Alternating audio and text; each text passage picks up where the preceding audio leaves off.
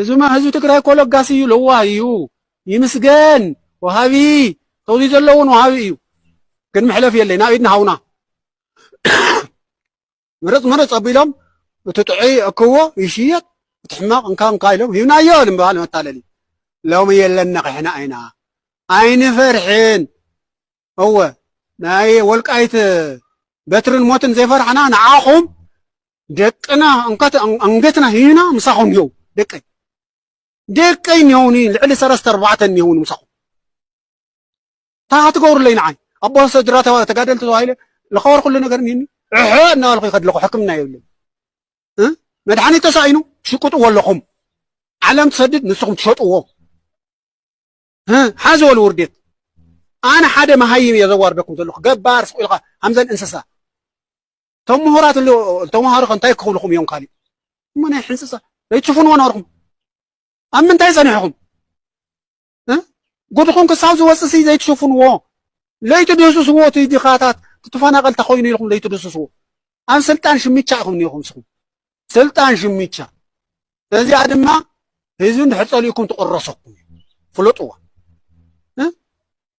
ንሕና ከም ዕንቁ ፀቢባትና ጅግና ትገዙ ትግራይ ሰራሕተኛ ፍሒሩ ልበልዕ እኒያ ናይ ልምዓት ናይ ስራሕ ሰብ እዩ ግን ዋና የብሉ ነፃነት ሲኑ ቦታ ሓደ ይምንጭትዎ ቦታ ሓደ ይቐጥቅጥዎ የጥርዮ ይወስዱ ይዝረፍ ብኤሌክትሪክ ረኪቡ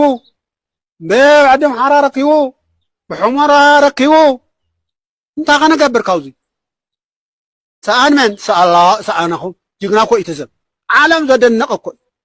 ኣመራርሓ ንስኹም ኢኹም ተበላሽዎ ኣሎ ነታ ዓዲ ከም ዕንቁ ገይርኩም ኣኒኹም ኣመራርሓ ንስኹም ዓረኹም ንፅባሕ ንጎታ ንዓይ ሓንቲ ዝወስድለ የብልን እዚኣ እያ ዘላተ ነዛ ክዳነይ ተረዲእኩም ዶ እዛ ክዳነይ እያ ዘላ እዚኣ ተወስድዋ ውሰድዋ ነዚኣ እንታይ ከይወስድለ ንስኹም ግን ፍለጥዋ ነይንፈልጠኩም ከይመስለኩም ኣላ ተባሃለ ትካላት ናትኩም እንድሕር ምቅላዕ ኮይና ናሞትና ስቁኢልና ይንርኢ ኣላ ተባሃለ ትካላት ብሸሪካ እናገበርኩም ናትኩም እዩ እዚ ፍለጦ ህዝቢ ትግራይ ንቓሕ ህዝቢ ትግራይ ፍለጥ ኣብ ዓድና ወርቃማ ዝኾነ ሃገርና